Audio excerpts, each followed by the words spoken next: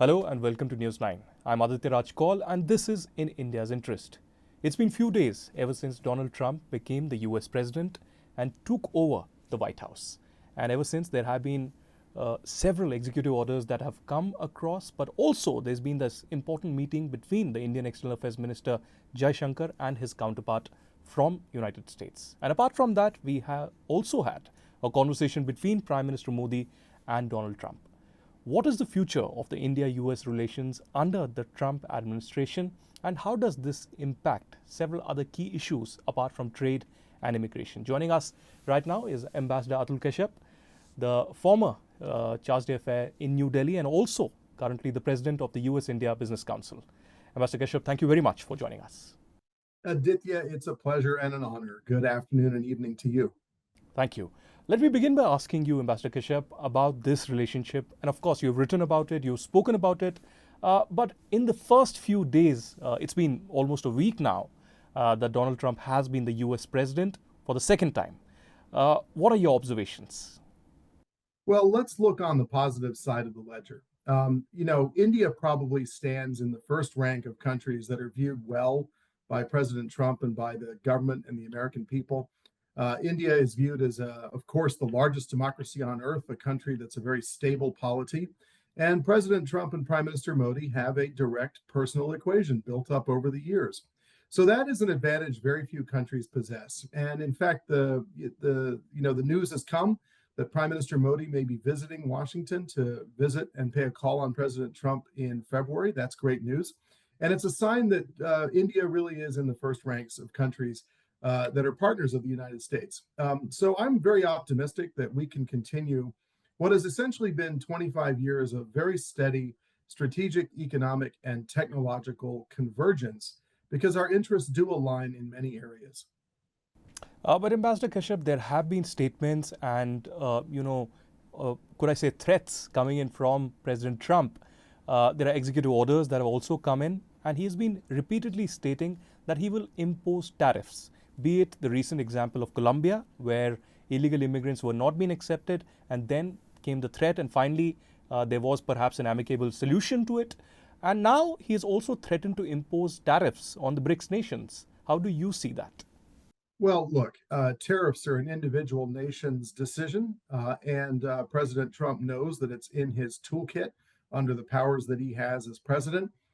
And if you look at what he has been saying, and I don't intend to speak for him, but certainly, if you look at what he has been saying and what his senior advisors have been saying, including newly confirmed Treasury Secretary Bessent and others, Mr. Lighthizer, Mr. Navarro, and quite a few people, they have been talking about the structural imbalance in trade between the United States and many, many, many other countries around the world. The truth is that for decades, really, the United States has been helping in a way, subsidize the growth and prosperity of countries around the planet by running massive chronic trade deficits. And President Trump, and I think his Vice President, J.D. Vance, and others have pointed out that it has had a real impact on the heartland of America. If you look at our manufacturing, if you look at our industrial base, if you look at our people, the impact has been clear. And so the American people have spoken. They elected President Trump and Vice President Vance. And what this government now is saying is very consistent, that they want balanced reciprocal trade between the United States and its partners around the world. And where there are instances where trade is not balanced and that there's in fact a structural deficit, then they want steps to be taken to address that so that trade can be balanced. And one of the instruments in the toolkit is tariffs. But this is where, and you look at the readout of the White House statement that was issued. President Trump obviously offered very warm greetings and sentiments to Prime Minister Modi, as well he should. They're friends. But he also made it clear that America is interested in a more balanced trade with India, and that America wants to sell, as part of that effort to balance out the trade, more defense articles.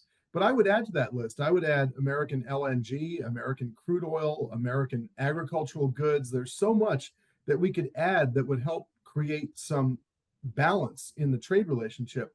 So I would just take a little bit of odds with your use of the word threats. I don't think it's a threat. I think when friends are friends, They are honest with one another about their expectations about, the vitality of the relationship. And President Trump has been very honest, as he always is, and very direct. And this is a message that I think the Indian people need to digest and think about, and see how we can take the relationship to the next step in terms of balanced trade and more trade between the United States and India. Fair enough. I mentioned threat because BRICS also has China, and there have been statements on China as well. But I'll come to that. I'll come to China, and I'll come to the larger issue of the bilateral ties between India and the United States. But I wanted to step a little away from trade and the bilateral relations about the rise of the right. In United States, we have had a massive victory from Trump, very different from what several of the media houses or the foreign policy wonks or domestic, political experts were really saying. We've also had something similar happening across the globe. In India, we had Prime Minister Modi coming in for the third time. We've also had, now elections probably in Germany, where it's being said that perhaps the AfD in the opposition could come back. In Canada as well, we've had Pierre Poilievre, he has a great approval rating. And of course, the Prime Minister Justin Trudeau had to resign. But in United States, why do you think there's been this rise of the right? Were there some domestic failures of the Joe Biden administration, particularly when it comes to tackling COVID-19 pandemic and also overall on economy and trade? Well, Aditya, I don't want to get into politics on an international broadcast. Right. I spent my entire career and half my life serving my country in a nonpartisan manner.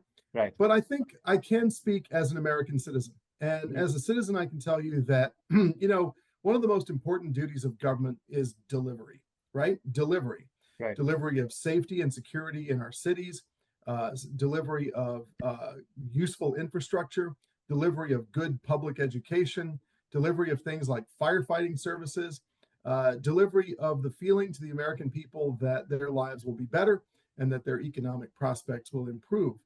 So, the thesis of your question is that there's the rise of the right around the world. But let me also remind you, sir, that 77 million people voted for President Trump and J.D. Vance. That's a thumping large number of eligible voters in the United States. And if you look at the analysis of who voted, one of the really striking trends is that President Trump was able to draw out young, disaffected voters who had not previously intended to vote, but then they did vote for him. So the question is why? And this is where I think to span out to where you were looking at things from in Germany and in Canada and America and so many other places, delivery of services by the government is very important. And if those services are not being delivered well, if taxes are increasing without delivery, if inflation is happening without good creation of jobs and rising wages, if the cities are not safe, if the subways are not safe, if neighborhoods are in flames and firefighting services are not delivered, people start to question why they're on that track. And so you can call it the rise of the right. I would say it's actually an awareness among a growing part of the electorate in some of these countries, and I can't speak for other countries, but I can speak as an American citizen about my own country, that we need a government that is responsive to the concerns of the voter. And, the economy is a big concern for people who don't make much money and are worried about their jobs going overseas due to unfair or imbalanced structural trade deficits. They're worried about technology competition from China and other quarters. And so that electorate voted for President Trump, and they have demanded change and accountability in government and delivery of services. Far be it for me to comment on other countries, but you can see some of the same problems in other countries that we have faced over the years in the United States that I just mentioned. Right. Could I also now step into India-US ties again? And, you mentioned about the phone call between Prime Minister Modi and President Trump.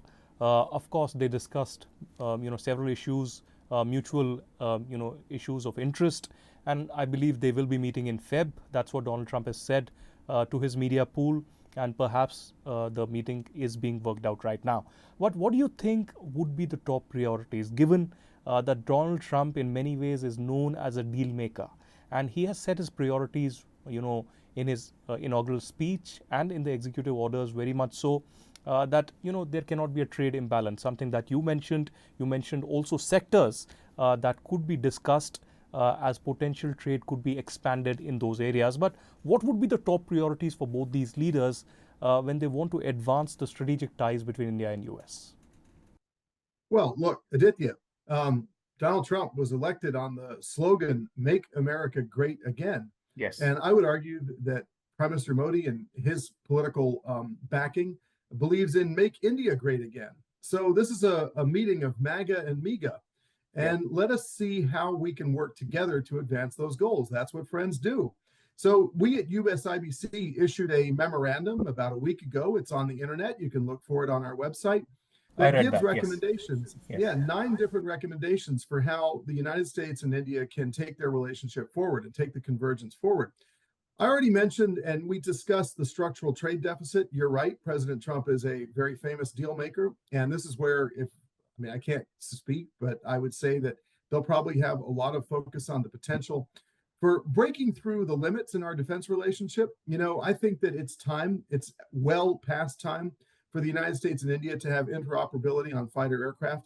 The F-15 or the F-35 are absolutely stupendous, assets, and they ensure incredible deterrence.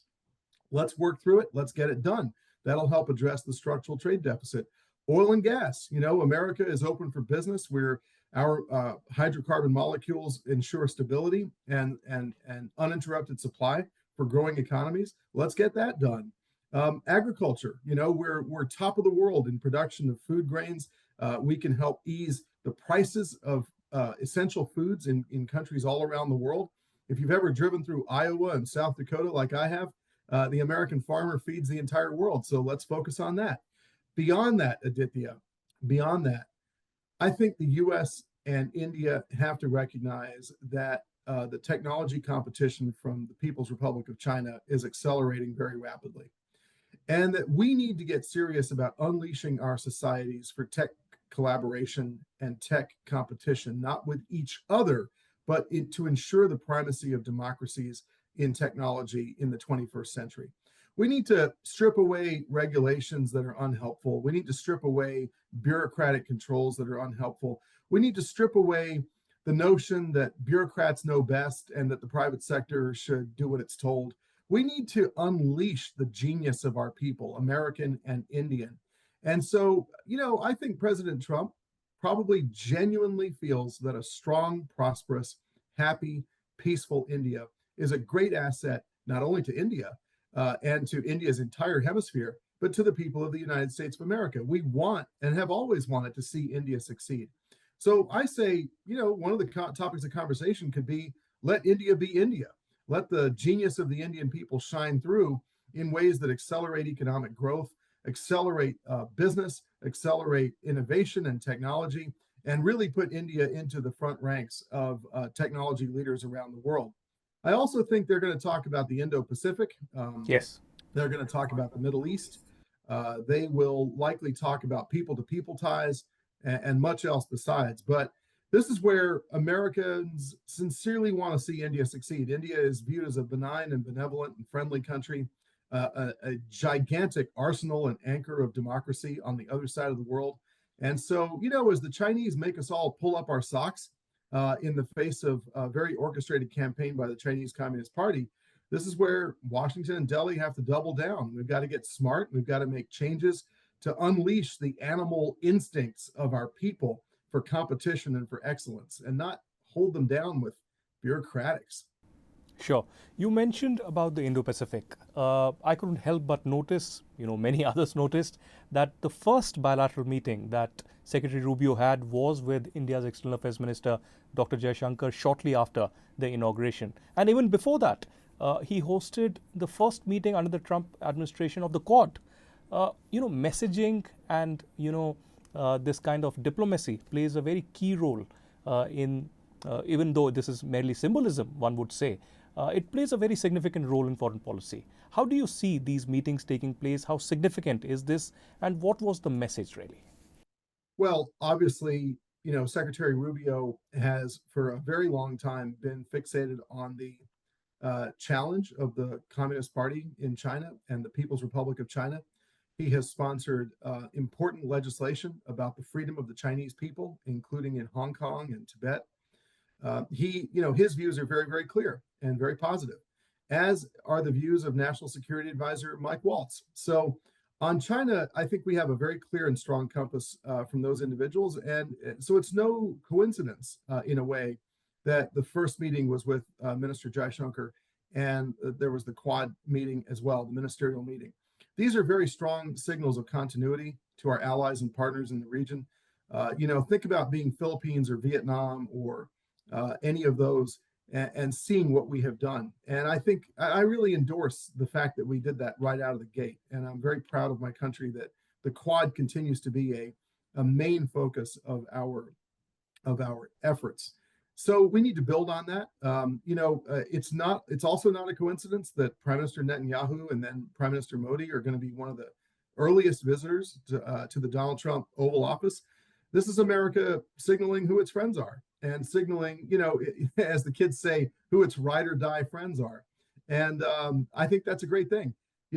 As someone who's the president of the U.S.-India Business Council and is dedicated to bringing our countries together in so many different areas, aerospace and defense, energy ties, nuclear power, quantum computing, artificial intelligence, the list goes on, financial services where we lead the world. We need to have these kinds of strong signals from our partners. And this is where I hope that Indian leaders will hear what's being said by the American voter through their decision at the ballot box and by the leaders of this new administration about some of the long-term structural issues. Having a structural trade deficit is a problem for us. We've realized that we've paid a tax as a result of that all around the world, and it's affected us at home. Go to Gary, Indiana, or go to Camden, New Jersey, or go to anywhere, Dearborn, Michigan, and you can see the tax that the American people have paid to sustain these structural trade deficits. But then the other issue is a level and equitable playing field for American companies. Indian companies do really well in America. I'm very proud to have many of them as members of USIBC. They get a lot of SOPs and incentives from American governors to come and set up in America and create jobs and pay taxes and build prosperity. We love it. But in India, it can be a little bit difficult. And I give full credit to Prime Minister Modi and his team for their policy signaling and their encouragement of FDI.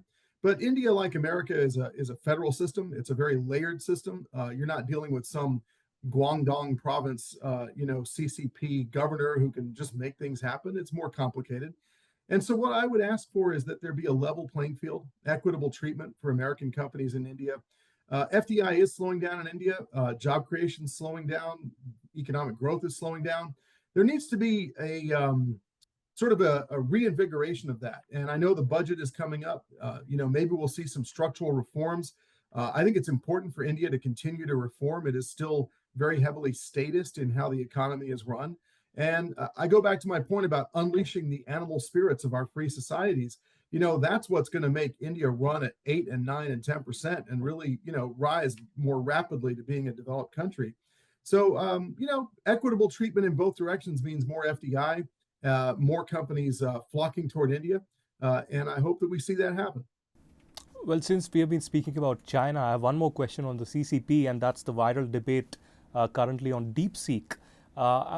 Obviously, CCP has invested a lot of money and resources and energy into creating, artificial intelligence. That's not a secret anymore. And there's been a global raging debate over the last few years on artificial intelligence, its regulations, its policies, not just, in this part of the world, in United States, in Europe, all across. Do you see DeepSeek as a disruptor, or do you see it as a major security threat at a time when everybody is looking at the future of the AI, and of course, President Trump as well hosted OpenAI's Sam Altman and several others recently? I think DeepSeek's main accomplishment so far is to be a stock market manipulator. I have some real doubts about the ability of the Chinese Communist Party system to innovate. I think they're very good at copying and emulating, but not very good at innovating. Now, there is some talk online that they've innovated in some core areas of the processes, and I'm not a computer scientist, so far be it for me to judge what they were able to achieve. But I think whatever is in front of us, number one, yes, seems impressive, but number two, also seems absolutely not to have been made for $5 million in someone's garage. I don't believe that for 1 second. I think that's propaganda. There are indications that they use an enormous amount of American GPUs to get to where they are. I'm certain they must have used an enormous amount of American technology as well. And I am almost totally certain that they must have had a tremendous amount of financial support from the Chinese state. So what you see is probably not exactly what you're getting or what's being marketed on Twitter and in the news media. And then, look at the search results. It's one thing to toy around with an AI that's been built in a free and open society. It's quite another to deal with a DeepSeek. And you can look at all of the tweets of people putting in, seemingly simple questions and getting some very strange and evasive answers.